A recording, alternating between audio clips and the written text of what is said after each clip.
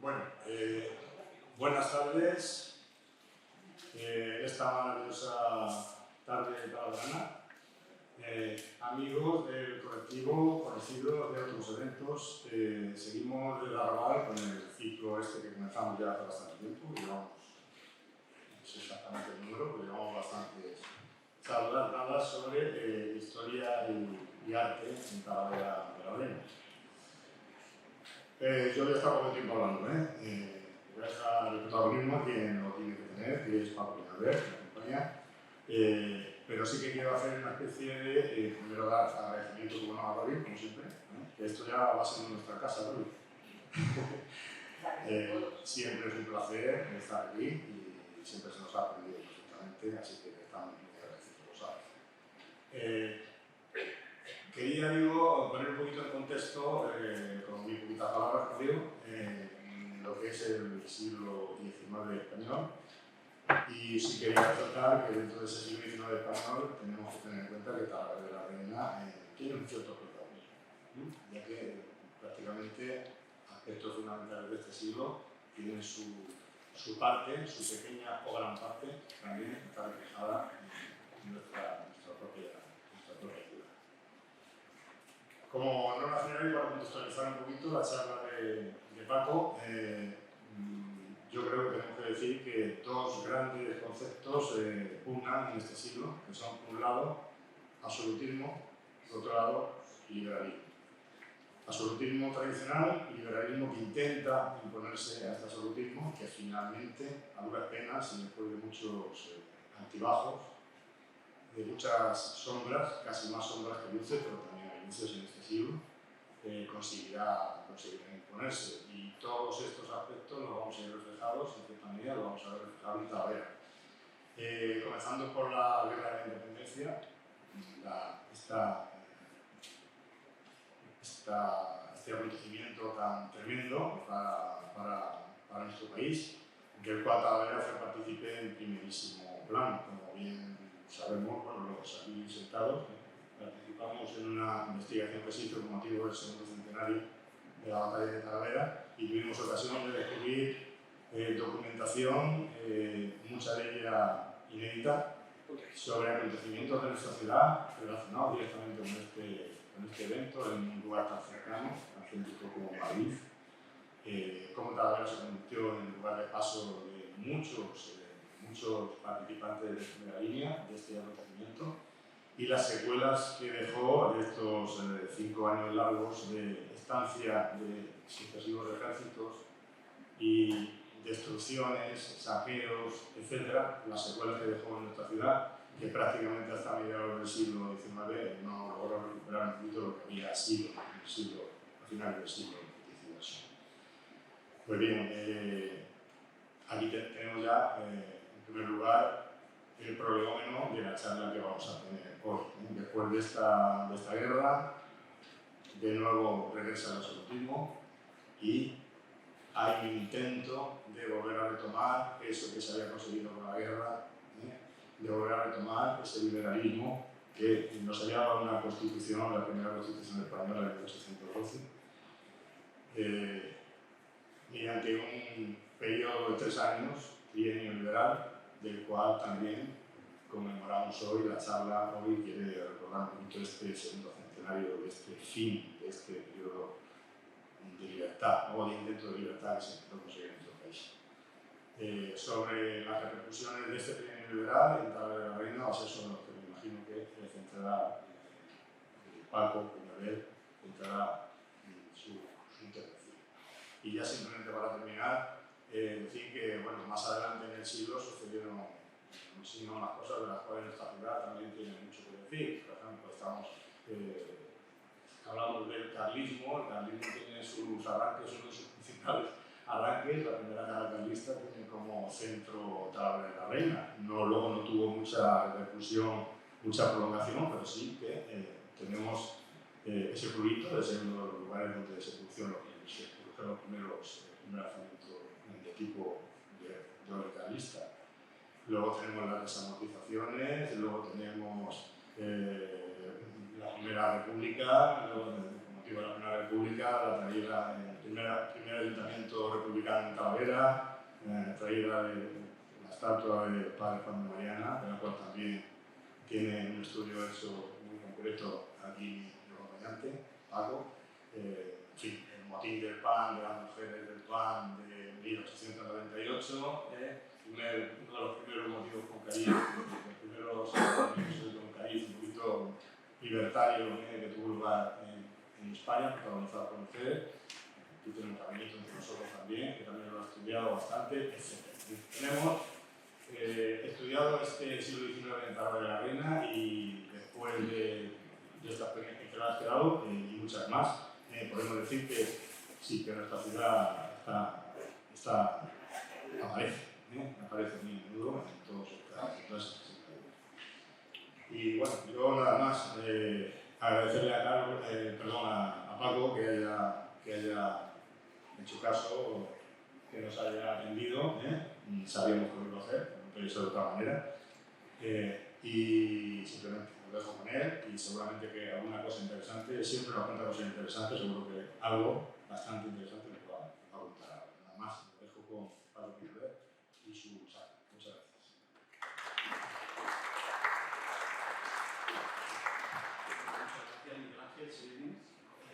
Muchas gracias, Miguel Ángel, a la diseñadora, a la arquitecta, a la colectiva Naval, la oportunidad que me dais otra vez de nuevo de estar aquí con vosotros. Bueno, pues efectivamente lo que hacemos de alguna forma es conmemorar el equilibrio liberal. Algo tengo que decir de partida, que es un proceso de investigación que llevo realizando hace tiempo, este periodo histórico del año 20 a 23, y sobre todo centrado en lo que es el proceso de las milicias, la Milicia Nacional de la cual tocaré, por así decirlo, un poquito, puesto que prácticamente daré lugar a una nueva conferencia. Veo compañeros de historia, veo un investigador. Me vais a permitir que sea un poco didáctico, que sea un poco profesor de historia y rinda homenaje a este periodo liberal, explicando a los que estéis aquí presentes lo que fue estos años de 2023, porque no todos lo conocemos, y además es una reivindicación de carácter histórico hasta incluso este periodo que lo nombramos, pero que ha pasado desapercibido incluso a nivel nacional a lo largo de estos 3 años y creo que fue muy importante. Pienso que Talavera fue un escenario a modo de pequeño teatro de lo que ocurría en España y más allá de lo que supuso el enfrentamiento que ha nombrado Miguel Ángel entre el absolutismo y el liberalismo en Europa, trascendiendo en ese momento todo el problema que existe el liberalismo, el absolutismo, también incluso a las colonias americanas. Podemos hacer un planteamiento global de lo que es el siglo, vamos a ver si entiendo cómo va esto. Un planteamiento, ahí está. Un planteamiento global de lo que va a ser el siglo. Efectivamente, partimos del siglo XVIII con lo que es el absolutismo que va a decaer, los profesores de historia, que lo sabéis, con el tema de la revolución industrial, con la revolución francesa, aquellos principios incluso que se van calando ya en los principios que van Locke y otros filósofos en el siglo XVIII, cómo se va afianzando y supone en el caso de España un algo un nuevo algo, por así decirlo, una renovación de la guerra de la independencia y la llegada de las Cortes de Cádiz, la Constitución de 1812, que se va a truncar cuando finaliza la guerra de la independencia. Este liberalismo, este enfrentamiento del liberalismo al absolutismo, va a continuar con Fernando VII, pero también va a continuar en Europa. En un momento determinado va a definirse, el absolutismo va a ir decayendo y el liberalismo, esas ideas que se han ido cuajando en principios de la Revolución Francesa y sus orígenes, se va a ir cuajando a lo largo del siglo XIX con sus diferentes modalidades. Y en España ocurre lo mismo, y aquí en nuestra ciudad también sus enfrentamientos, su último liberalismo, también lo vamos a ver. Va a depender de quién esté en el poder. Si hay gente pues, con gran poder económico, o esa burguesía liberada, o una burguesía media que baja, un liberalismo de carácter moderado,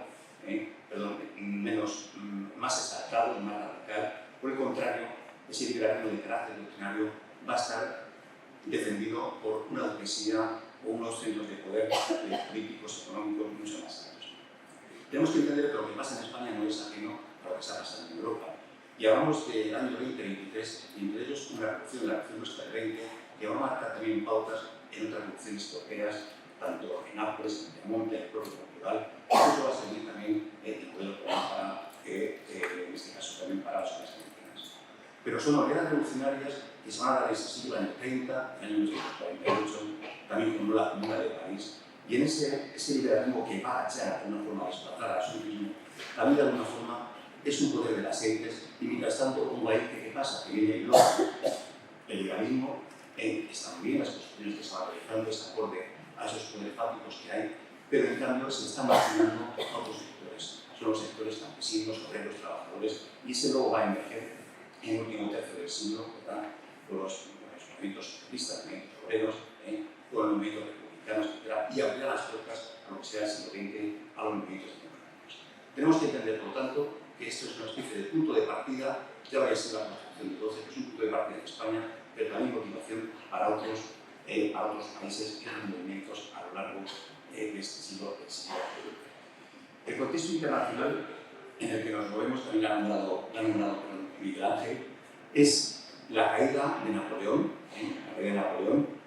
en el año 1214, se exilia a la isla de Santa Elena, vuelve otra vez y se convierte en ese imperio de los 100 días que va a dar lugar al imperio de los 100 días de nuevo con Napoleón, y la caída del mismo contra la batalla de Waterloo. Entonces, las potencias europeas no quieren que haya más movimientos revolucionarios. Esta ola, por así decirlo, de desajuste que ha provocado las tropas napoleónicas por Europa, el esparcimiento, esparcir, por así decirlo, las ideas revolucionarias, por tanto, el germen del liberalismo, no quiere que se repitan, y por tanto, ¿quién se van a ocupar estos países reunidos en lo que llama la Santa Alianza? Una parte de ordenar el mapa de Europa y otra parte de restaurar el asunto acuerdo de los principios que llaman intervencionismo legítimo, lo que les va a permitir también, otras cosas, intervenir en España en el año 1823. Ahí tenemos una caricatura en la cual, bueno, pues esa Santa Alianza y el Congreso de Viena se reparten la Europa post-napoleónica. Aparece en un extremo Napoleón, Fernando VII, que lleva por el norte de España. Aparece el emperador de Rusia, aparece Wellington, también, es decir, aquellos que habían ganado Napoleón, ¿verdad? Y cómo se reparte como un mapa de Europa. Tengo que tener esto en cuenta porque Fernando VII va a ser el gran absolutista y siempre va a reclamar de forma secreta, por supuesto, el que intervenga esta Santa Alianza aquí en España para ponerle en esto. Hablábamos también de, hacemos un comentario a Fernando VII. Este Fernando VII, rey absoluto, que es el deseado, que cuando termina la guerra de independencia vuelve a España en el año 1814 y enseguida se brinda a un grupo de parlamentarios de ideologías centristas, llamados los persas, y presentan un manifiesto el cual firma Fernando VII en mayo del año 1814, de tal forma que se restaura de nuevo la monarquía con alto grado al repetir de carácter liberatorio que se ha conseguido en las Cortes de Cádiz, de repente se anula mediante un decreto. Y por lo tanto, ese sexenio se inicia ese sexenio absolutista del 14 al 20, y que es lo que va a dar lugar a que haya pronunciamientos por parte de militares españoles de carácter liberal para recuperar el espíritu de la construcción del proceso.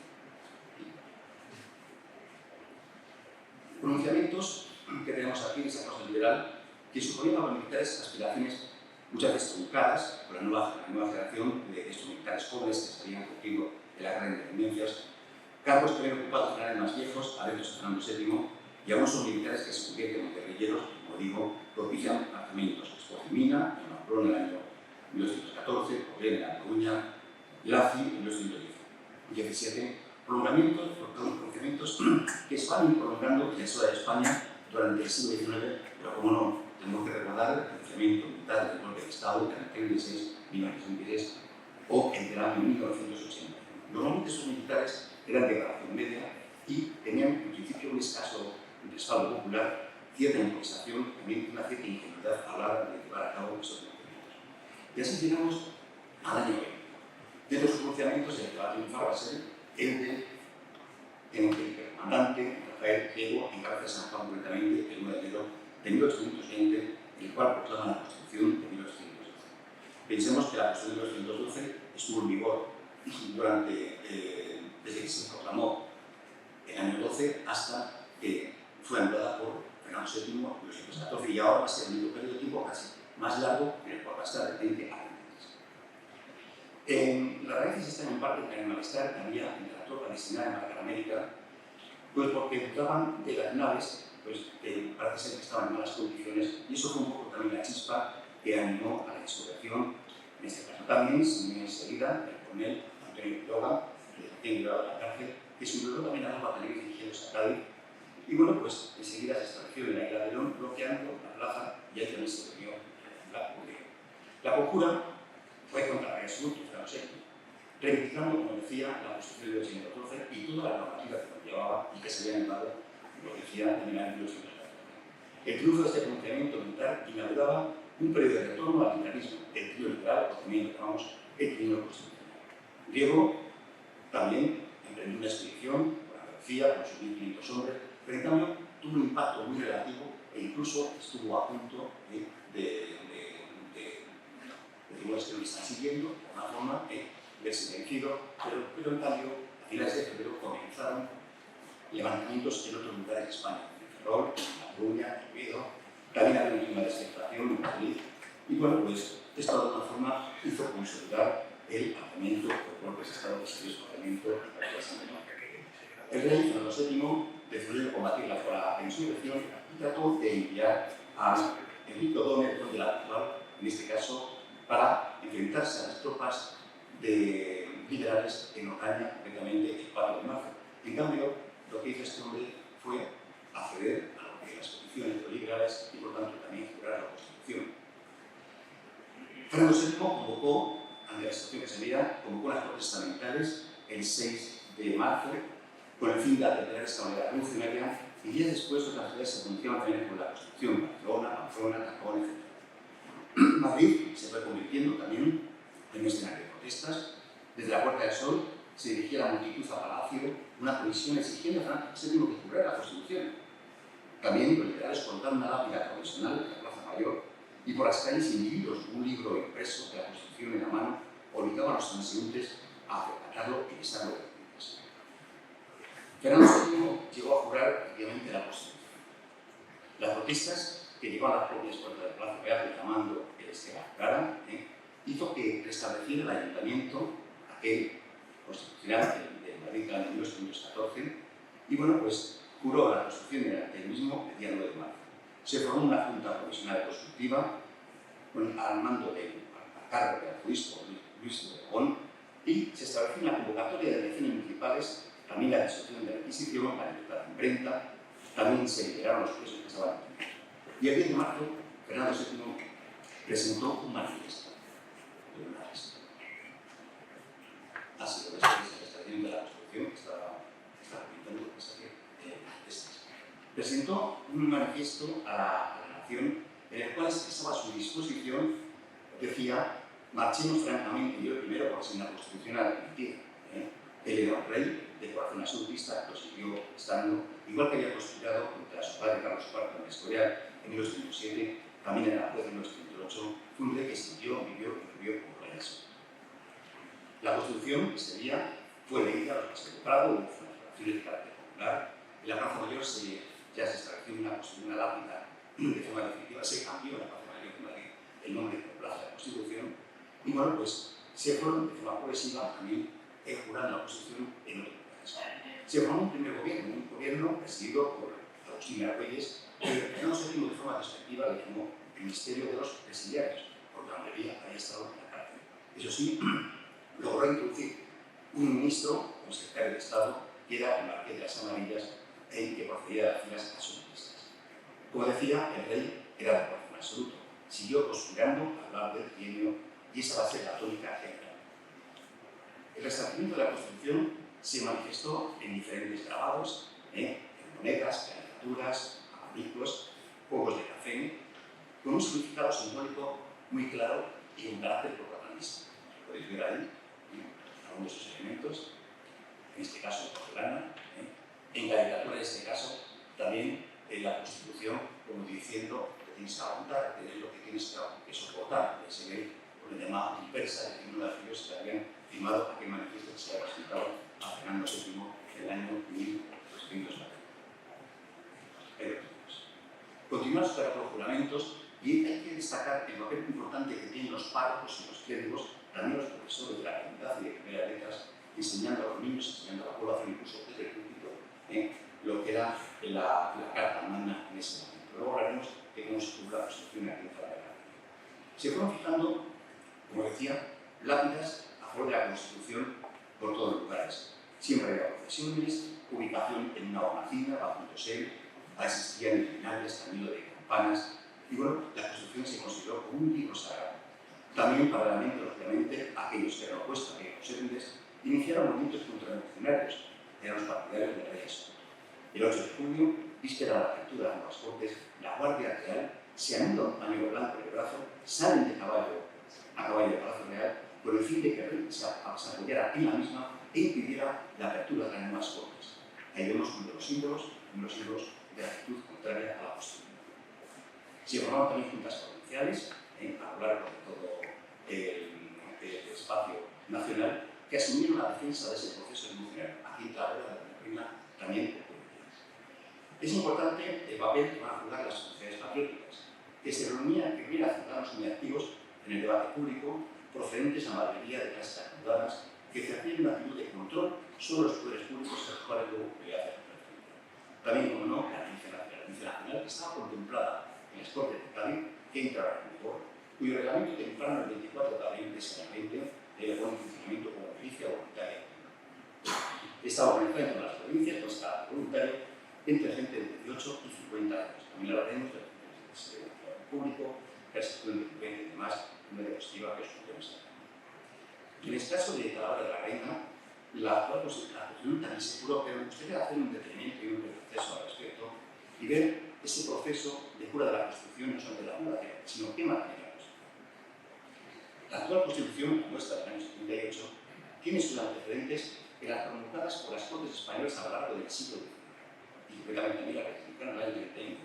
Es inevitable pensar que, asociando Constitución a lo 20, hagamos referencia a la Carta Magna, que sería punto de partida del posterior marco legislativo durante ese siglo, como hemos dicho, y además también origen del movimiento.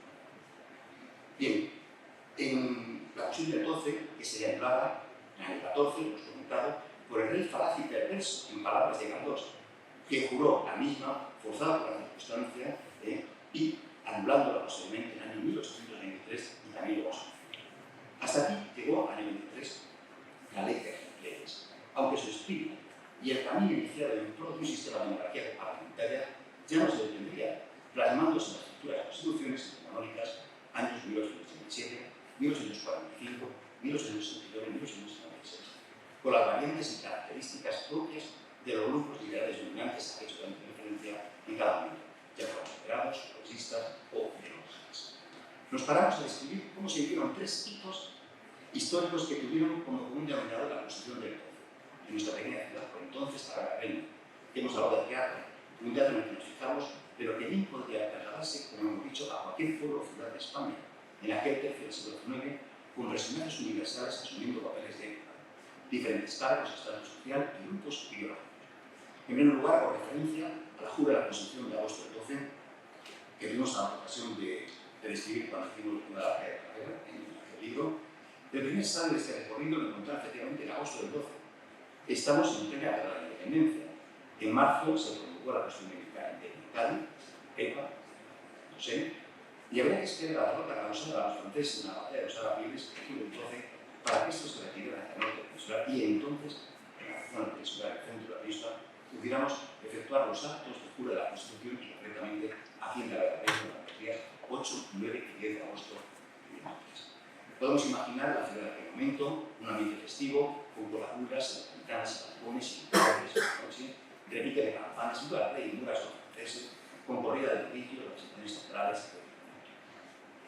Sabemos que durante el día 8 se llevó a cabo una procesión cívica que salió de las casas consistoriales en la Plaza del Pan, hoy la delegación de la Junta de Comunidades, recorriendo las principales calles y al frente de la misma desfilando portando la Constitución, podemos imaginar. Luego, desde un tablado, situado en la mencionada plaza, ricamente adornado con alfombras, un dosel y el retrato de Fernando VII, se leyeron los diferentes artículos y público muy concurrido, acompañando del evento toda la caballería y infantería. Durante los 2 días siguientes, los días 9 y 10 de agosto, siguieron los actos que tuvieron como centro diferentes parroquias en donde los integrantes de cada una asistieron a los respectivos templos y allí juraron la Constitución. También fue durante esas fechas cuando se cambió el nombre de la Plaza del Pan por Plaza de la Constitución. Estamos en 1812. Damos un salto. 1804, concretamente estamos en abril. En el mes de mayo, Rey Fernando VII ya anuló la Constitución y, por tanto, estamos en el mes de mayo. Tras la decisión de Fernando VII de anular, como digo, y restaurar también la monarquía absoluta, concretamente el decreto de 4 de mayo. A Talavera, que estaba muy cerca de la corte, llegaban las noticias al sector eclesiástico, casi todos los notables y gran parte de la élite administrativa comenzaron a tomar posiciones manteniéndose la expectativa con la única intención de agradar al monarca y conservar sus cargos intelectuales. Durante esa primera quincena de mayo estaban previstas las ferias de Talavera y una mañana apareció borrado el rótulo de la Plaza de la Constitución. También hubo pintadas por aquellos días contra destacados liberales como el que fuera director de la Real Fábrica de Sedas, Juan Francisco de la María. La tensión se palpaba en el ambiente. También el miedo entre los regidores a la represión por venir. Este cambio de régimen propició que la sesión del día 14 de mayo se decidiera suprimir el mencionado topónimo Plaza de la Constitución, que se mencionó en el 12, por la de Plaza Real de Fernando VII. Además, el otro espacio de clamor liberal se convirtió en el de un auto de fe inquisitorial, a dictaminar que se recogieran todos los ejemplares de la Constitución y junto a periódicos subversivos se quemaran en esta plaza. También se levantó un tablado delante del ayuntamiento para que, textualmente, ese acto pudiera ser visto por todo el pueblo. Desdichada, digo, la Constitución ahora perecía en llamas, una escena que se estaba repitiendo en otros lugares de España. También aprovechó el ayuntamiento en ese momento para ir a presentar este corpúsculo de grito de adhesión al nuevo monarca que se llamaba Madrid. Y seguro para señalar el cuadro de voto, se le preguntó Goya a la reina. Es en este momento cuando se hacía encargo en Madrid del cuadro de Fernando VII, en ese momento, y bueno, en nuestras orgánicas también está representado ese viva también en relación a la imagen, digamos, en los elementos clásicos, sería también de esta época. Auto de fe que ahora, 6 años más tarde, se va a convertir en una nueva figura de la Constitución. Hemos hablado, como se hace, por ejemplo, en Madrid, la Constitución se puso la rápida, aquí se van a repetir también los acontecimientos. Debido a la cercanía de la Corte, los acontecimientos que se desarrollaron en Madrid en marzo de 1820 se fueron conociendo en Talavera de la Reina en días sucesivos, en donde, tal como ocurrió en el resto del país, también se percibían los dos bloques antagónicos enfrentados, absolutistas y liberales. El consistorio talaverano se hizo eco el día 17 del juramento del rey, que estábamos hablando del día 9 o el día de la Constitución. Y similar a lo que ocurrió en Madrid el día 13 de marzo, en el que se había colocado un lápiz de la Constitución en la Plaza Mayor, concretamente hasta la Cancillería, acordó el ayuntamiento de encargar una lápida con la inscripción de Plaza de la Constitución. En este caso, se colocó en una pirámide en lo que era la Plaza del Comercio, para que identifiquéis, para nosotros es la Plaza del Comercio. Al día siguiente, se reunió de nuevo la corporación para tomar conocimiento de 3 reales decretos remitidos desde la Chancillería de Valladolid, en los que se informaba sobre el juramento llevado a cabo por el rey y que se procediese al nombramiento de alcaldes, ayuntamientos constitucionales con arreglo a la constitución de la monarquía sancionada en Cádiz. Además, los regidores acordaron los actos que se llevarían a cabo durante el día 19 para que tanto los propios miembros del ayuntamiento como el pueblo jurasen la carta magna. Se repetían los actos de 12.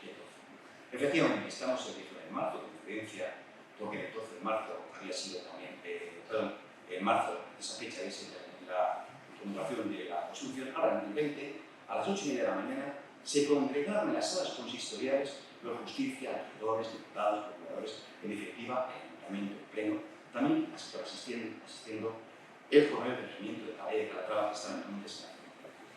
Se fue la Constitución y, a modo de paralelismo, con la teoría jurídica posta en el 1812, se realiza una procesión cívica desde la Plaza Real de Fernando VII, es decir, la actual Plaza de Pan, hasta la Plaza Pública del Comercio, la Plaza de Reloj, por escolta legada del regimiento de caballería de Calatrava. Allí, con un tablado de recordatorio de actos similares anteriores, incluyendo retrato del rey y variada decoración, el escribano leyó los artículos de la Constitución. Ese mismo espacio, la Plaza Pública, pasó a denominarse ahora Plaza de la Constitución. Nos denominamos Plaza de la Constitución, que es el Plaza de Pan, que ahora sería, actualmente, denominamos Plaza de la Constitución. Se colocó un cartel provisional hasta que estuviera elaborada la placa definitiva, y como antaño, también el pueblo y cada parroquia respectiva hizo su juramento previa lectura de la misma por el párroco antes de la lectura de la misa. No faltaron ruido de campanas e iluminación. En julio de ese año, en 1820, todavía se realizó un nuevo acto conmemorativo de la Constitución, Era el día 13 y a primera hora de la tarde se colocó una caja, un ejemplar de la misma en una pirámide que remataba una fuente que había en el Prado. No digo jardín del Prado, digo el Prado, porque los jardines posteriores son mediados del siglo XIII, con los siglos. La construcción al servicio del servicio del nuevo Estado liberal. La primera vez es por primera vez que se pone en práctica la construcción en tiempos de paz y cumbre, puesto que lo anterior fue la Academia, que el francés y el rey en Madrid. Una nueva esfera pública ciudadana en la cual se tendría que aprender los ciudadanos una nueva forma de participación. Los gobiernos democráticos fueron más partidarios de hacer política a las instituciones, mientras que los exaltados, y aquí hemos esta diferenciación, los liberales, buscaban más la ocupación del espacio de la calle como presión o complemento de poder. La calle era un conglomerado de participación política tremendo. Artesanos, comerciantes, obreros, periodistas, clérigos y también mujeres. Esto es lo que buscaban fundamentalmente el grupo de los exaltados. La Constitución fue un instrumento para la construcción del nuevo Estado liberal, y aquí tenemos la importancia de la libertad de imprenta, la explosión de publicaciones, libros, opúsculos, etc. Una prensa que llegaba a aparecer hasta 680 publicaciones periódicas. La calle, como decimos, no es estricto público, con periódicos que se fueron adaptando en nuevos tiempos, el Sol, el Sal, que se harían en falta los cafés, de las sociedades patrióticas, las plazas y las tertulias. Política que se hacían los cafés, la Fontana de Oro, el Café Lorenzini, la Cruz de Malta, sedes de estas sociedades patrióticas, clubes de discusión de afiliados debatiendo en torno a una tribuna y muchas veces alternativa de aquellos a la que estaba proponiendo de las comunes. El triunfo liberal supuso una apertura política que jamás se había producido hasta entonces. Los púlpitos, os he dicho antes, eran espacios de mediación entre autoridades y individuos. Eso sí, muchos párrocos, bien ligados al antiguo régimen, hacían crítica al liberalismo. Había canciones, poemas, se recitados de por los ciegos, el teatro como crisol de la nueva vida política, veladas literarias, comedias patrióticas, interpretaciones musicales, centrales, etc. Fijaos en la resistencia que ha sido el inicio de este tiempo. También hubo elecciones a Cortes. La apertura fue el 9 de julio del año 1220, por la Constitución, y bueno, pues se realiza un sistema de elección de unos 3 grados directa, que eran de parroquia, se elegían parroquias, se elegía representante del partido, y luego por fin a la convención. Curiosamente, la mayoría de los diputados, que ni salió por el porcentaje, eran diputados eclesiásticos, una minoría de nobles. Era difícil en este momento, al principio, definir los grupos y los partidos políticos, pero luego se irían definiendo, como diciendo, progresistas, exaltados, más tarde progresistas, más tarde demócratas, luego aparecían republicanos. En este primer estadio eran difíciles, por así decirlo, de definir. El trienio podemos establecer que es una etapa histórica de intensidad política, actores intelectualmente muy bien preparados y además muy comprometidos. En la oposición estaban los realistas y aparecían también masones, negros, pesados, de un espectro, como digo, muy amplio. En finales de verano del año 1920 y hasta diciembre de 1920 de este año, pues la inestabilidad y las tensiones fueron manifiestas. El rey Fernando VII seguía conspirando en secreto, cartas de apoyo del Papa, por ejemplo, en ese momento, el VII al respecto. Se disuelve el efecto de la isla. El gobierno moderado temía que se hiciera sombra a aquellos que habían sido héroes en el golpe de Estado en enero del año 1820. Esto no gustaba a las sociedades patrióticas, tampoco a la milicia nacionalista. Riego fue nombrado capitán general de Galicia. Llegó en un momento determinado, llegó a Madrid, la gente, estamos hablando de septiembre del 20, los milicianos, las sociedades patrióticas, le rindieron un banquete de la Fontana de Oro. En el teatro el príncipe la llamaron y además se entrevistó con el rey con cierta tensión al respecto.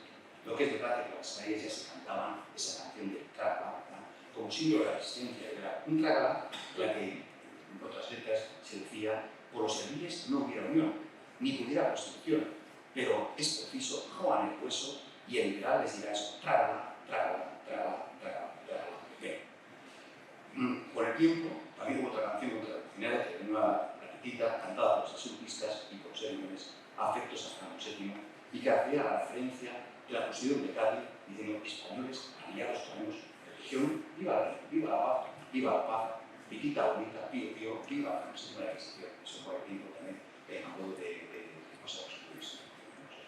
Bueno, lo cierto es que, si bien había nombrado a Capitán General de Galicia, el gobierno vio en griego un cierto peligro y trataron no de declarar la catedral, sino que pasara a la segunda fila y le designaron como un cuartel en Oviedo. Fue un momento en el que se aprovechó para ir aprobando diferentes leyes, una de ellas la supresión de conventos, aquellos que, por ejemplo, comunidades que tenían menos de religiosos, también de colegios y conventos de orden militares, y lo que denominaron la ley de monarcas. Las Cortes se clausuran el 9 de noviembre y el rey aprovechó para irse a la escuela y desde aquí lejos de las miradas de las sociedades patrióticas, del propio ayuntamiento madrileño claramente liberal, pues desde allí también la ayudó a postular más realmente hacia con sus amigos, con Santa Alianza. Las Cortes extraordinarias se abrieron el día 21 de noviembre, otra vez viva esta Constitución, otra vez entrada, y debates que se venían haciendo en la Fontana y como dudaban de la lealtad del rey hacia el gobierno liberal, ya se estaba hablando de quitar al rey y poner una región. Tenemos que hablar de los diferentes complots que se van dando a lo largo de esta época. Concretamente, en el primer trimestre de estamos en 1821, diferentes constituciones, complots contra el gobierno liberal.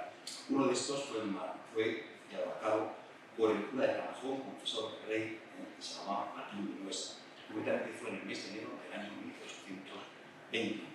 Este hombre pretendía llevar a palacio tanto al Consejo de Estado, al propio gobierno de la nación, desde allí que salieran las tropas de la Guardia Real, tomar Madrid y de alguna forma recluir a los principales líderes liberales e incluso la prensa, etcétera, de alguna forma volver al Estado absolutista que se había llevado durante el año. Lo cierto es que con el tiempo, ya tenemos esta imagen, en el mes de mayo fue descubierta la conspiración y Martín Vinuesa fue asesinado en Palacio, fue en la cárcel, fue sacado a la cárcel y a ser martillazos. Está muy bien expresada en una de las obras del 7 de julio por parte de los este asesinato de Martín Vinuesa.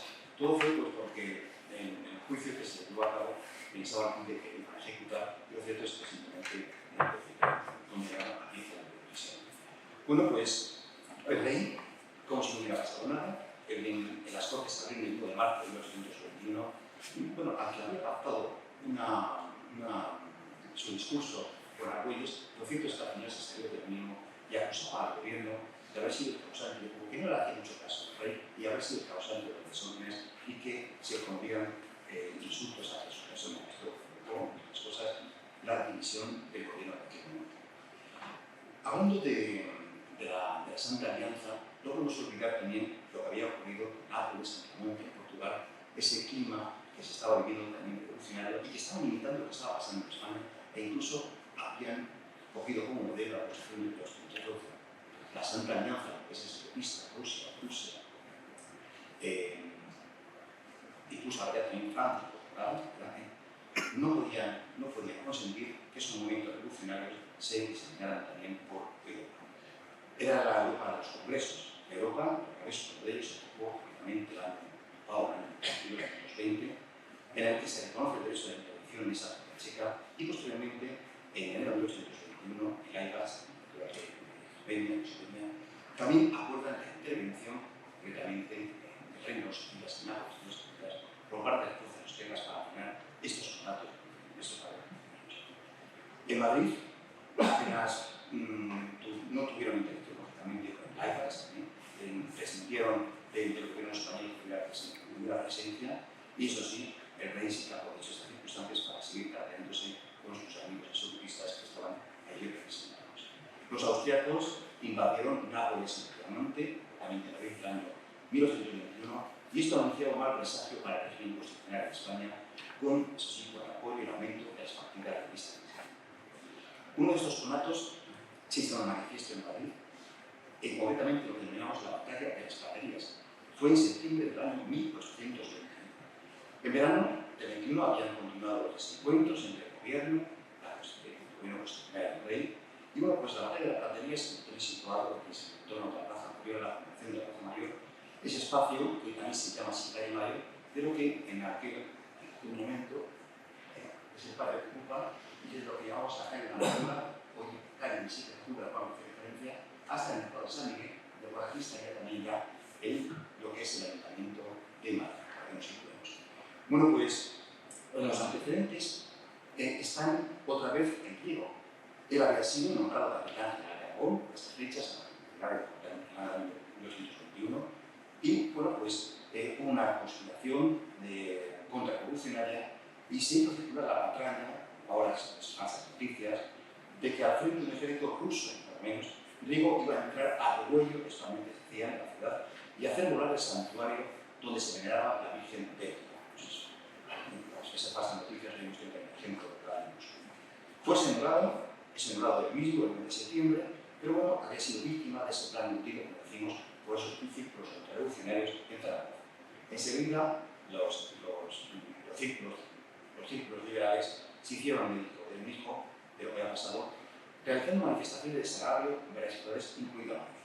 Previamente, la Fontana, que estaba en torno a Luis San Jerónimo, se descolgaron el cuadro con la aparición de Riego, o una matrona, una matrona que era el símbolo de la verdad, de que ahí estaba apareciendo también un símbolo de la Constitución, lo fueron paseando por la calle, sin imaginar, llegando por el Alcalá, llegando también a la Puerta del Sol, van por la Plaza Mayor, y aquí se encuentran con unos milicianos que el cual general José Martínez de San Martín, que era jefe político, pues habían mandado que se presentaran, que frenaran esta manifestación que se venía llevando a cabo a favor de la Constitución y a favor, en este caso, del desagravio, a favor de él.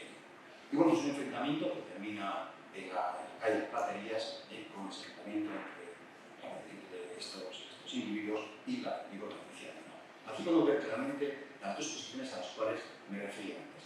Ese liberalismo de carácter moderado que refería al orden, las instituciones como órgano regulador de la vida política, y en cambio la presión popular que se hacía en la calle, y en este caso, aunque a pesar de que la milicia nacional estaba a las órdenes del jefe político que mediaba Martínez, San Martín, deputado Quintín de la Parra, en cambio, pues normalmente estaba a favor de esa presión que se ejercía por el gobierno. Las dos escriben cuando sale la Fontana de Oro, y de ya el retrato avanzaba, llevado por 4 socios de la Fontana. Sonaba la música, el rocío, rodeaba el viento, y todos se movían sin adelantar, oscilaban sin estremecerse, se removían continuos. La comitiva desordenada siguió por la calle de Atocha y penetró en la Plaza Mayor. Allí se difundió un poco, pero después trató de atravesar el arco de la calle La Amargura para entrar en Platerías, delante del retrato. Dejen pasar el retrato, decía. Era imposible. La gente se agolpaba de tal modo que el retrato no podía pasar. Al fin, tras largos esfuerzos, el retrato pasó por el arco. Detrás seguía con la mayor confusión la gran masa de gente. La multitud que llenaba la plaza se había parado y esperado. El retrato y sus corifeos desembocaron a la calle Mayor, pero al llegar allí una sorpresa sin igual que tuvo la procesión. 2 filas de soldados formaban las platerías, llegando más allá de la plazuela de la villa, hasta el ayuntamiento. Las picas de un escuadrón de lanceros brillaba a lo lejos, y delante de esa tropa estaba el capitán general de Madrid a caballo, esperando con grande apruebo extranjero. Trataron, sin embargo, de pasar delante, y dijeron que aquella manifestación era puramente moral, que no trataban de producir ningún trastorno, ni era agresiva su actitud, ni tenía más sujeto que ocultar el homenaje de la generación al héroe que había dado libertad. Luego volvió otra vez sobre esa calle, la figura que dio ese marchito de cambio, hay como 3 arcos diferenciados. Aquí está la calle, aquí está la calle La Panadería, la fachada de la Casa de la Panadería. Este es el arco como referencia, hacia aquí está el arco del infierno, y aquí el arco de los boteros, y luego por ahí voy a hacer referencias cuando hablemos de los sucesos del 22. Bueno, los ánimos, como vemos, estaban enconándose. La contradicción siguió actuando a lo largo de 1922, continuos choques entre el gobierno y diputados exaltados. En la fiesta de San Fernando del 30 de mayo, en el juez, ya hubo gritos de exaltación al rey como monarca absoluto, enfrentamientos dialécticos y empujones entre milicianos y ganaderos de la Guardia del Rey, y además, bueno, pues, conversaciones secretas del propio rey, reuniones clandestinas con los trabajadores franceses, rusos. Se aprobó en las Cortes por aquella época una reforma de la Guardia Real, una Guardia Real que claramente estaba a favor del Fernando VII y que suponía la reducción de sus integrantes. Las Cortes se clausuraron el 30 de junio, estamos hablando, de este año 1822, y bueno, por ejemplo, a esas fechas, ese mismo día, aquí está reflejado en esta imagen, el asesinato del teniente Mamerto Landau. Mamerto Landau, que bueno, pues, claro, se retiraban las sorpresas, se cerraron las Cortes, se retira hacia el Palacio Real, hubo gritos a el rey, eso mismo, pero también que la Guardia Real había tensiones, y este Mamerto Landau, este teniente, quiso de alguna forma frenar los ánimos de restablecer la disciplina militar en aquellos militares de aquella Guardia Real que estaban luchando contra la Constitución, y bueno, por cierto es que fue asesinado por 3 de ellos. Francia, en este momento, con la excusa, viendo cómo se estaban desarrollando los acontecimientos, y con la excusa de establecer un cordón sanitario por los ferrocarriles que tiene la fiebre amarilla, ya estableció un cordón en la zona de los Pirineos, completamente, pues, claro, desde Pamplona, Navarra, prácticamente hasta la Cataluña. De momento no eran partidarios de la intervención, porque los países eran partidarios de intervenir en España, como había ocurrido también en Nápoles. Aquí llegamos a los sucesos del día 22 de julio del año 1822, y bueno, pues digo día, que sería el 7 de julio, pero durante esas fechas. Decíamos que los ánimos estaban entonados, que las circunstancias eran de tensión, eran difíciles, y bueno, pues veíamos ya como la fuerza de guarnición que tenía el Palacio Real, la Guardia Real, pues ya tenían esas aspiraciones de oposición hacia el gobierno y demás. También esto estaba unido al intento de supresión de sus batallones. Lo cierto es que el 3 de julio se retiraron 2 batallones de la Guardia Real, se fueron hasta el Palacio, hasta el Pardo, allí rompieron la lápida de la Constitución, otros 2 batallones se quedaron en el Palacio Real, y bueno, pues mientras tanto se veía que esa tensión latente, tropas milicianas se fueron congregando también, incluso los pueblos regionales se fueron congregando también en Madrid, mando de Evaristo San Miguel. El gobierno, la Diputación Provincial, pidió al rey que saliera del palacio, que se pusiera bajo la protección de las tropas gubernamentales y que si no lo hacía, pues una comisión permanente de las Cortes nombraría una regencia. La situación se fue complicando. El rey parecía que iba a aceptar la reforma constitucional, pero también le llegaron noticias de que otros levantamientos que se venían estableciendo también en Andalucía y por tanto fue demorando esta situación. Concretamente, la madrugada del 6 al 7 de julio, esos 4 batallones se fueron acercando a Madrid. Se establecieron algunos de ellos en lo que era el Parque de la Artillería, otros en torno a la Puerta del Sol y otros en torno a la Plaza de la Constitución, es decir, a lo que era la Plaza de la Cubierta. Ahí combatieron contra los milicianos, los mayores combates se desarrollaron en la Puerta del Sol, y siempre pensaban que los barrios de San Francisco, los barrios de la Cebada, se iban a unir al levantamiento que estaban realizando los guardias. El rey aceptó en ese momento una especie de transición, de rendición de los batallones, que se fueran al Cálvaro, que se fueran a Leganés. Pensaban, una de las posibilidades que se marcaron es que uno de sus batallones se subiera a hacia Cartagena, pero no llegó luego ya a llevarse a cabo. Bueno, pues aquellos batallones, como digo, se enfrentaron a los milicianos y bueno, pues fueron derrotados en esa zona que os comenté anteriormente. Y bueno, pues el rey, como si nada hubiera ocurrido. Aquí tenemos algunas de las imágenes. Ahí tenemos la Plaza Mayor, que comentaba, aquí estaría el callejón, que a partir de entonces se llamó el Paso Blanco, 7 de julio. Aquí hicieron el callejón de Boteros, que yo os animo a que veáis dentro de las episodios nacionales de la segunda serie, el 7 de julio de 1914, que describe de una forma maravillosa, creo que es uno de los mejores libros de episodios nacionales, y sobre todo de esta serie, que describe fielmente lo que ocurrió durante ese 7 de julio. Bien, vamos a hablar de estas imágenes. Lo que comentaba es el arco, que seguro que hemos pasado 1000 veces por ahí, la próxima vez que paséis, por favor, observarlo, ¿verdad? Ahí aparece una placa, que la observen el 7 de julio de 1922, y es el nombre que recibe actualmente esa calle, que por entonces se llamaba la calle de la Marina.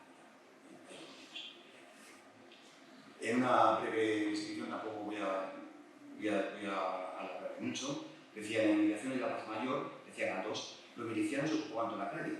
Había cierto desorden en sus filas. Los jefes corrían de un lado para otro, les sonaban aquí y allá las palabras de Carlos con la venga. Pronunciaban desde lo alto de un caballo, murmullo atronador, ensordecía la calle, todos hablaban a la vez, amenazaban, etcétera.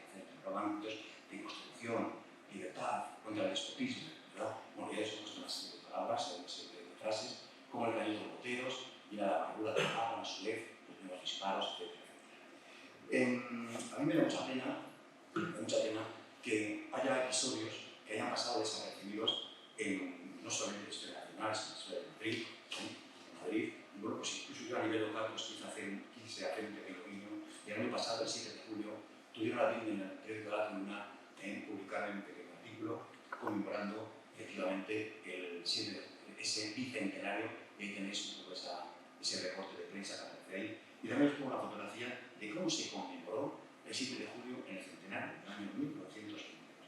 Hay una sociedad filantrópica de milicianos voluntarios de Madrid que persisten en este empeño de recordar el 7 de julio. Y bueno, pues durante ese día, el 7 de julio del año pasado, yo tuve ocasión de estar presente con ellos, lo conmemoraron en una orla, en una forma de flores, recordando a lo que había sido esa conmemoración que fue muy importante en su momento. Y alguien me decía que había sido fiesta nacional durante la época, pero yo no lo puedo asegurar porque no he encontrado los datos al respecto.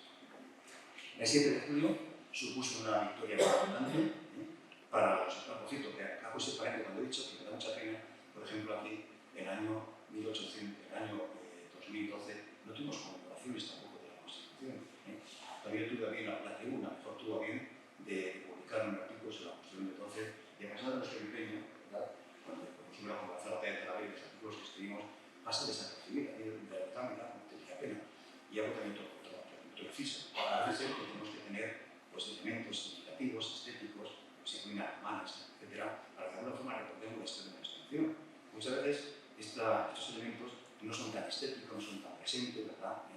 Pero están ahí. Bueno, quizá los historiadores tenemos la obligación de recordarlo, explicamos la historia, pero también las autoridades públicas, de alguna forma, también tienen que hacerse cuenta de estos elementos. Yo abogo también que tenemos que compaginar este cariño hacia la historia por los elementos propios que se ven, pero también por lo que no se ve, que muchas veces hablamos de las ideas, de las ideologías políticas, que muchas veces no se ven, pero tenemos que también palparlas elementos significativos que están presentes y que son la construcción de lo que actualmente somos nosotros también. Bueno, como decía, las celebraciones se llevan a cabo el 7 de julio, se formó un nuevo gobierno, por este caso con el exaltado Evaristo San Miguel, y, eso sí, los contrarrevolucionarios continuaron adelante. Continuaron con sus intrigas, los realistas, sobre todo en el norte de España, ¿verdad? Y eso sí, como digo, se celebró la victoria también con actos de homenaje concretamente se hizo un acto en la Plaza Mayor, en el Ayuntamiento de Madrid, luego se fueron dirigiendo hacia la Casa de la Panadería, otra vez en la Plaza Mayor, allí junto con familiares de las víctimas que habían muerto o que habían sido heridos el 7 de julio en Madrid, se hicieron diferentes actos, hubo desfiles de tropas, fueron sus batallones hasta lo que conocemos como el Paso del Prado, también en frente del Retiro, ahí hicieron una comida, la hermandad. Imaginamos a la gente, a los principales líderes siendo paseados por encima de otros con sillas. Empezó a llover, se tuvieron que ir otra vez, se tuvieron que ir a la Plaza Mayor, pero que se conmemoró, quiero decir, esos actos. Los sucesos en Madrid repercutieron en la reina, pero además la solidaridad con los caídos por la libertad, como dice el libro de Apolos. No se hizo esperar en cuanto se puso la noticia, se supo la Quinta Guerra. Se abrió una suscripción para las viudas y huérfanos de los fallecidos en el bando liberal, además de llevarse a cabo un tedeum litúrgico por el triunfo de los ángeles guardianes. La cantidad recaudada por el Ayuntamiento de Talavera por este motivo ascendió apenas a 3.793 reales y, como digo, fue para el socorro de las viudas y huérfanos de aquellos que fallecieron por olvidos el 7 de julio. Tengo que decir, yo he hablado ya de la importancia de la milicia nacional. Junto a la prensa y las sociedades patrióticas, fue un importante espacio de participación política en el trienio. Tuvieron sus precedentes en las milicias urbanas y provinciales de la época de Carlos III, también de Carlos IV. Y bueno, pues se contemplaba su creación en la Constitución de 1912 y fueron evolucionando a lo largo de este siglo, milicias urbanas, voluntarios también por la libertad, y tuvo su contrapeso en cambio estaban los realistas en el poder, que también se quedaron su fuerza, que eran los voluntarios realistas. Se llamó en principio voluntario, milicia voluntaria, dependía de los ayuntamientos, y luego, a partir del agosto del año 20, milicia legal. Tengo que decir que esta fue la fuerza principal de los exaltados y luego del Partido Progresista para, de alguna forma, oponerse o equilibrar el poder que se ejercía en las Cortes de Madrid. Hubo incluso durante el siglo, hubo constituciones que daban un peso específico al gobierno, que prácticamente siempre salía gobierno moderado. En cambio, por el sistema de votación, que era con sufragio universal no censitario, en el caso de los ayuntamientos, el peso lo tenían los progresistas aquí. Y una de las armas que tenían, incluida en nuestra ciudad, fueron la milicia nacional. La milicia nacional salió en diferentes ocasiones, fue surgiendo en nuestro territorio, por ejemplo, la 140, la 43, o por ejemplo la acción del Gremio Progresista del año 1854. El miliciano representaba el ideal de un ciudadano beneficio de la Constitución, se movilizaba en las injusticias sociales, contra las libertades, era protagonista, por otra parte, de las mítines y también de la reivindicación de desgracias sociales. Muchas veces era una especie de Podemos a la guardia, por ejemplo, la subida de la Castilla de Vida, los premios, etc. También las sociedades católicas tuvieron un papel, como he dicho antes, muy importante. Se llegaron a crear hasta 250 se llegaron a crear, aunque con el tiempo el gobierno federal también intentaron, de alguna forma, acortar sus funciones y negar su actividad política. Fueron colaboradores del régimen político, desde el nuevo régimen político, pero por otra parte también fueron opositoras al mismo. Fue un espacio político más allá de los límites constitucionales en ciertas ocasiones. En las ciudades se participaron con lugares de elección, de relaboración, de liberalismo revolucionario y con capacidad también para educar políticamente a los ciudadanos. Eso sí, el empeño en enseñarles que era la soberanía nacional. Se leían en falta la Constitución del año 1912, las sociedades patrióticas, se imitaba el funcionamiento y la regulación de las Cortes, se distribuían esos espacios, muchas veces en las sociedades patrióticas, tres espacios en los que en el centro estaban los afiliados, los socios, en la parte de adelante estaba la tribuna de los oradores y en la parte de atrás el público que podía asistir a los debates. Se hacía la publicidad de las sesiones de la prensa escrita y bueno, pues eran unos espacios permeables a los distintos sectores sociales que podían también participar. También participaron mujeres que ya fueran en el público, como estaba ocurriendo en la Fontana de Oro, en Madrid, o también socias, como pasó también en Barcelona. Incluso llegaron a tener algún cargo, incluso llegaron a pronunciar discursos, pero también es verdad que fue una auténtica minoría. Hablando de las mujeres, se quiere hacer una mínima referencia al respecto durante el trienio liberal. Se prescindió de las mujeres en la nueva organización política nacional. Las mujeres se veían como madres, pero más en el sentido literal de que ellas dependía el activismo de los futuros ciudadanos a modo de herramienta de transmisión del mensaje revolucionario. De verdad también que esto no era una corriente muy difundida. La mujer estaba al margen de los derechos inalienables, y esto es una contradicción con lo que defendían los liberales en ese momento. Pero hubo mujeres publicando cuestiones, muchas veces cuestiones políticas, también de forma anónima, por ejemplo, un periódico que se llamaba La Ciudadana Constitucional, periódicos destinados a hablar en las acomodadas, el periódico de las damas.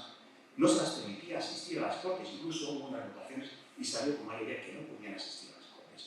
Sí hubo mujeres, como he dicho antes, en las sociedades patrióticas, pero con espacios muy diferentes, espacios muy simplemente diferenciados con respecto a donde estaban los hombres. El caso curioso de esta imagen que tenemos aquí son las lanceras de la libertad. Era una movilización femenina previa a la invasión francesa del hijo de San Luis en abril del 23, que se dio en Barcelona. Se llegó a crear este batallón de milicianas para la defensa de la ciudad con un uniforme de lanceras acompañadas de caja de vendaje y sábanas, cometido el cual tenían era socorrer a los heridos. Durante esta época de una referencia hemos dicho cómo progresaban los realistas. Concretamente, esa regencia de mujeres que se va a establecer en 1822, concretamente en agosto de este año, tras la ocupación de Urgel, estableciéndose esa regencia, que era precisamente lo que querían un poco los franceses, establecer un gobierno absoluto que luego, de alguna forma, bajara el ritmo de lo que pudiera ocurrir en el resto de España. Lo cierto es que no duró mucho, Escocimina obligó a los realistas a cruzar la frontera francesa y de alguna forma pues, el rey veía con simpatía, seguía viendo con simpatía estos movimientos. La situación ya observaban la Santa Alianza, veían que la Santa Alianza que en España no se iba a solucionar, más y menos del fracaso que se estableció con la regencia de Urgel. También lo que había ocurrido el 7 de julio, y aunque se presionaba literalmente al nuevo gobierno de San Miguel, ese gobierno saltado, no se conseguían grandes cambios en España, y por lo tanto los gobiernos de Rusia, de Austria, de Prusia, se reunieron en el Congreso de Viena, de Verona, también Francia, en octubre de 1822. Ahí decidieron la integración de España. Sería en enero del año 23 cuando Luis XVIII de Francia anunció a la Cámara francesa el fin de las acciones diplomáticas, porque hasta entonces Francia no estaba de acuerdo con la línea que marcaba tanto Rusia como Prusia de intervención. Ellos pensaban que en España iba a renunciar a Fernando VII para llevar a cabo una monarquía moderada, a corte de lo que estaba pasando en Francia, pero bueno, pues estas circunstancias ya lo obligaron a intervenir con los determinados Emilio de San Luis, Armando Duque de Angulema, que cruzarían la frontera francés-española por el Bidasoa. Concretamente estamos hablando del mes de abril del año 1823. Bueno, pues tenemos esa innovación de cortes, como os he comentado, hace referencia a otras cosas de esta diapositiva.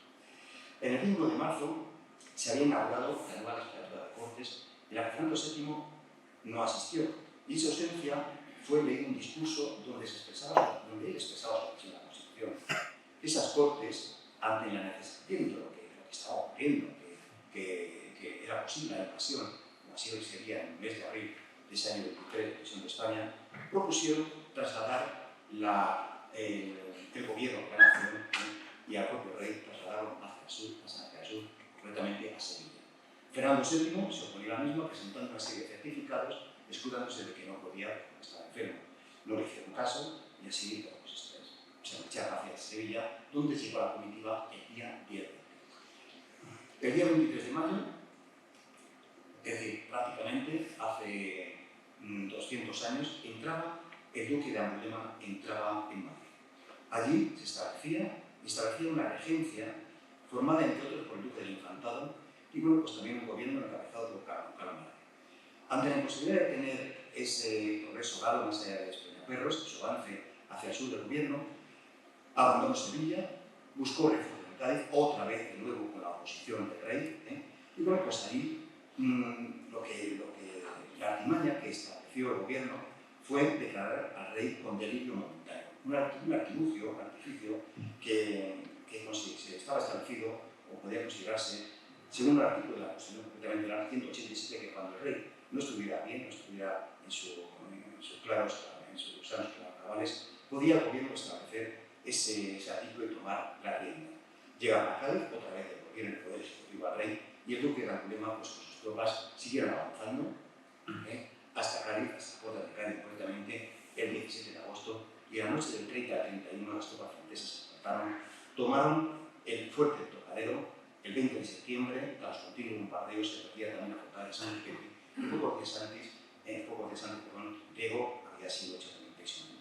Fatales circunstancias que hacen al gobierno de la nación, pues hacer un pacto con Angulema, permiten que Fernando VII sea liberado y concretamente sea trasladado al puerto de Santa María, donde se encontrará con Angulema, también se encontrará con sus partidarios, y bueno, pues previo, eso sí, una firma de un decreto que Fernando VII no haría caso omiso al mismo, en el cual diría que, bueno, pues que se mantendrían libertades, que no se emprenderían represalias, que se conservarían los grados del ejército de entonces, etcétera. Mentira, porque llegaría, ahí tenemos otra vez la imagen, del desembarco de Puerto de Santa María, el recibimiento por el Angulema, otra vez las imágenes que tenemos de época, y ahí tenemos. Conocemos que el día 1 de octubre firma un decreto en el cual, efectivamente, ese decreto 1 de octubre viene a anular toda la obra del trienio liberal. Una obra en la que decía, son nulos y de ningún valor todos los actos de gobierno llamado constitucional de cualquier clase y condición que sea, que ha dominado a mis pueblos desde el 7 de marzo hasta hoy, 1 de octubre de 1823, etcétera, declara nulo, etcétera.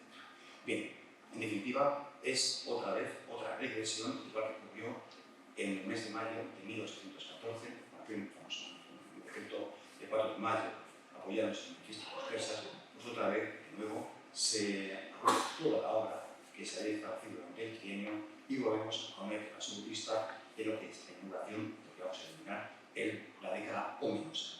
Escribió al rey Fernando I, su primo de Nápoles, desde Sevilla, con quien quería compartir la desgracia semejante que había padecido.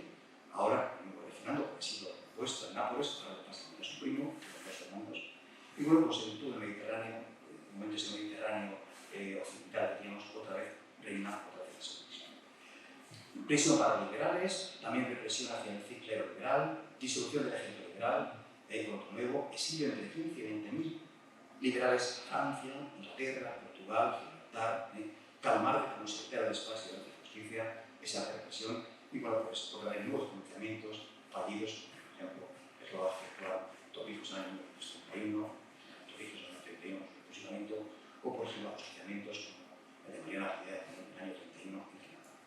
Y como no, el pobre griego, que va a ser ejecutado, habíamos dicho que había sido capturado en septiembre del año 23, concretamente en una alquería de Jaén, fue llevado a la cárcel de la Carolina, desde ahí se desplazó a Madrid, pues encadenado, con pies y manos, fue juzgado y el fiscal solicitó la pena de muerte en la horca y descuartizamiento del cadáver, decía, repartiéndose sus miembros por lugares más enigmáticos, decía porque había estado el propio el tribunal con la muerte y con ese delito único, decía el tribunal, el horroroso atentado cometido por este criminal, como diputado de las llamadas Cortes, votando la traslación del rey nuestro Señor y su real familia a la plaza de Cádiz. Fue vestido con una túnica blanca, sombrero verde, con manos atadas, y Porfirio Rego fue llevado en la mañana del 7 de noviembre sobre un serón arrastrado por un asno al patíbulo levantado a la plaza de Navarra y allí fue ahorcado, aunque el descuartizamiento, como se había fijado, finalmente no se vuelvo a repetir que ha sido intención de dar este repaso así general a lo que fue el trienio conmemorando el mismo. Y ahora paso a la palabra. Deciros que en Palabra Reina tenemos un problema a nivel de investigación histórica. Y afirmo, porque faltan, en los libros de acuerdo, ¿qué ocurre? El periodo está en el 20 al 23, gran parte de ese periodo no lo tenemos. Está desaparecido, entre comillas desaparecido.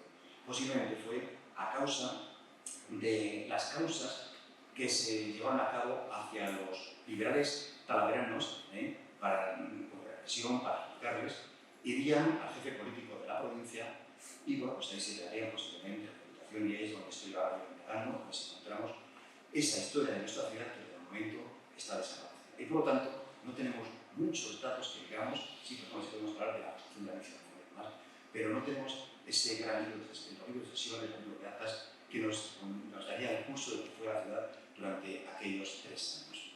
Los asuntos que se ocupan fundamentalmente del ayuntamiento de aquella época fueron, por una parte, la puesta en marcha, desde marzo de 1821, de la Milicia Nacional Voluntaria, ya os he comentado anteriormente un poco las funciones, y ahí he puesto, he querido hacer también una especie de conmemoración a lo que ha sido la Milicia Nacional. Ya en el año 2005 presenté esta bandera, es la bandera más hermosa que tenemos en nuestra ciudad y que duerme en los anaqueles del ayuntamiento. Es la bandera de la Milicia Nacional. Una bandera que no es, yo creo que en este momento se hace posteriormente, dudo o incluso se queda reutilizada. Lo cierto es que en el año 54 se guarda alguna de sus partes que van a ser restauradas. En aquel momento era el batallón número 16 de la Milicia Nacional. En este momento nuestro batallón, tenemos constancia, que era el segundo de la Milicia de Toledo y era el número 67 a nivel nacional y por tanto no se puede recuperar. Es una bandera en la que aparece la Cruz de San Andrés, que llevaban los ejércitos provinciales españoles de la época del siglo XVIII. Y bueno, pues aparece en el centro del escudo de España, ¿verdad? Y aparece en los bordes, también aparece en seda natural, aparece también el escudo en nuestra fundación. Como digo, un escudo muy hermoso. Y una bandera muy hermosa. Deciros que, también como anécdota, comentaros que Bastún, que lleva habitualmente en las mondas nuestros alcaldes, en este caso la alcaldesa, si lo viéramos con detalle, veríais Milicia Nacional de Talavera. Pues ¿por qué? Porque habitualmente el alcalde de nuestra ciudad era el comandante de la milicia. Pasa desapercibido, ¿sabes? un elemento histórico, de fijar lo que está presente en todos los ciudadanos y tiene un valor histórico fundamental. Muy bien, pues continuamos. También dentro de los puntos se aplicó las tensiones latentes entre grupos de diferentes ideologías, también fuerzas militares, como la Real, varias españolas que estaban establecidas, persecución de partidas realistas en nuestros entornos, Monte de Toledo, Sierras, y también pues, las propias de la Unión Municipal, muy condicionadas por el paso y estancia de tropas en la comunidad. Os he dicho la importancia que cobra la Policía Nacional y destacando la abundancia y continuo movimiento de tropas de paso con los consiguientes problemas en nuestra ciudad, agotables de paja, utensilios, de alimentos, etc. También, cosa curiosa, también desde abril del año 23, el año que nos invaden los franceses también, y hasta bien entrado el 24, de hospitales de franceses también en nuestra ciudad. También hay enfrentamientos, igual que ocurría en el ámbito nacional, también ha habido en las distintas facciones. Un ejemplo lo tenemos en octubre del año 21. El comandante de infantería de la Policía Nacional, Juan Pedro de Quijano, se queja ante el ayuntamiento del trato dispensado hacia los milicianos. La impunidad alienta cada día más a los perversos y el concepto y el decoro que debería acreditar la Policía Nacional es para aquellos una quimera, mientras que la autoridad no acoja a los ciudadanos que conforman este instituto, es decir, que les proteja.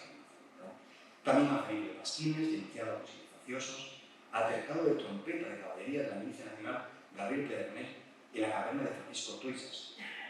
Parece fue insultado por un soldado del regimiento de caballería de la Reina, diciéndole que si era el guapo que había quitado el sable a la trompeta de dicho surgimiento, y visto esto por el cardenal diciéndole que callase y le dejase, de qué le importaba a él. La respuesta que dio el soldado fue darle un bofetón, y entonces el cardenal se levantó e invistiendo con el soldado le tumbó y principió a darle golpes, que a esta ocurrencia acudieron algunos sargentos de dicho regimiento de la Reina y castigaron al Pedernal, que el Pedernal prorrumpió diciendo: ¡Ade los paisanos! ¡Ade mi Milicia Nacional! Por lo que el exponente, el señor procurador, tratando de evitar estos males que podían tener mucha trascendencia, discusión, separar a Pedernal llevándose hasta dejarlo en su casa, que esto procede.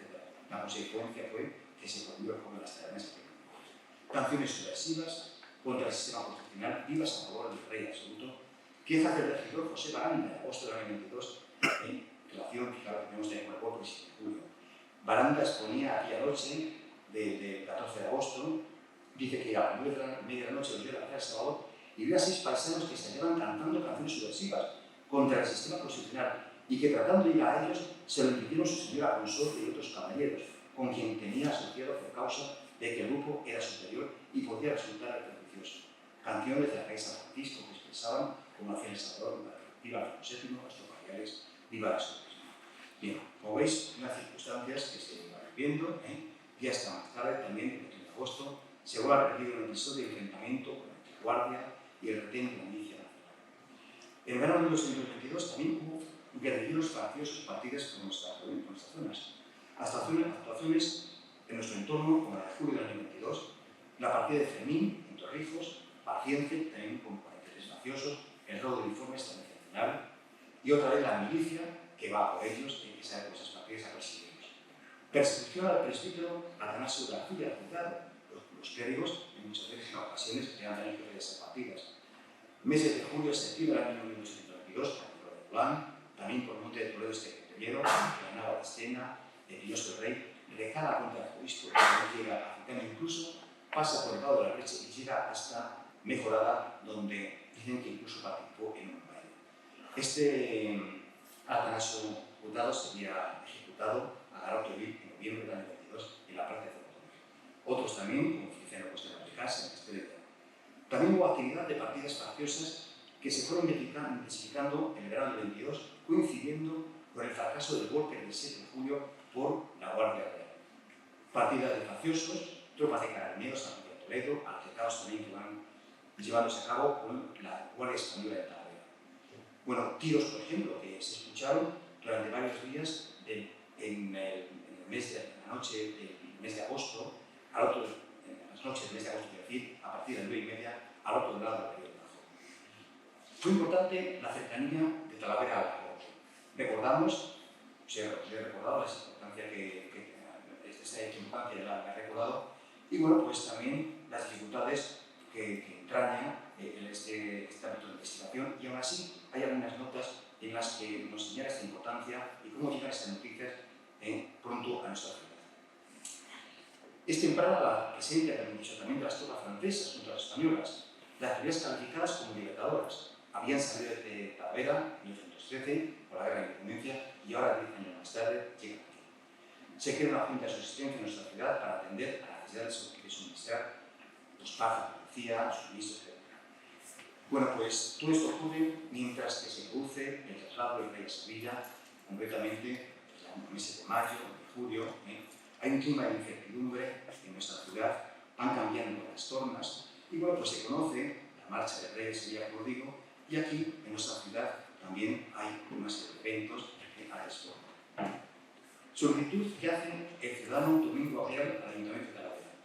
Con sumo dolor y sentimiento, dice que le causa la infamia cometida contra nuestro amado rey el día de corriente, aporta 160 reales del Tribunal de las Relativas, misa y sermón por 3 días.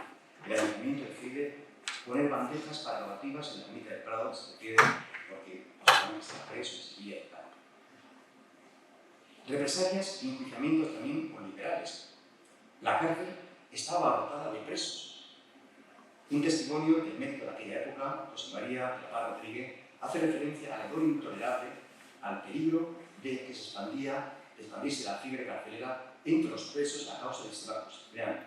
Se tomó la decisión de trasladar a estos a de San Francisco, mientras que se reducía el enjuiciamiento en instancias superiores. Se formaron expedientes y formación de causa para los encausados como liberales.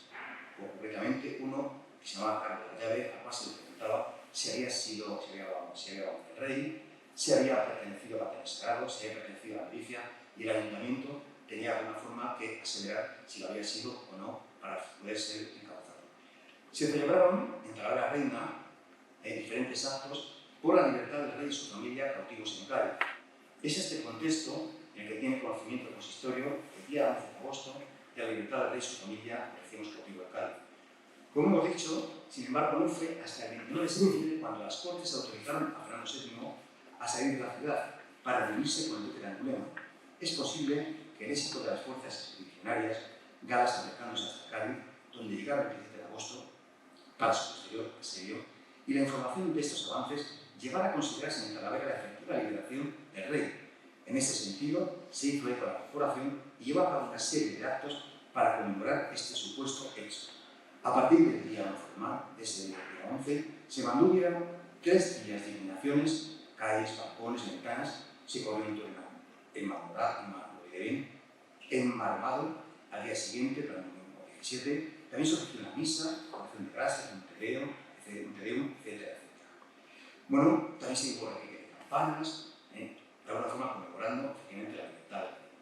Fernando VII, como rey absoluto, decíamos que firma ese decreto el 9 de octubre y habría que esperar en Talavera el 3 de octubre para que, ahora sí, fuera cierto que ese rey, con su familia, consiguiera la anhelada libertad, por la que clamaban los realistas. De nuevo se celebra simultáneamente la Talavera de la Reina.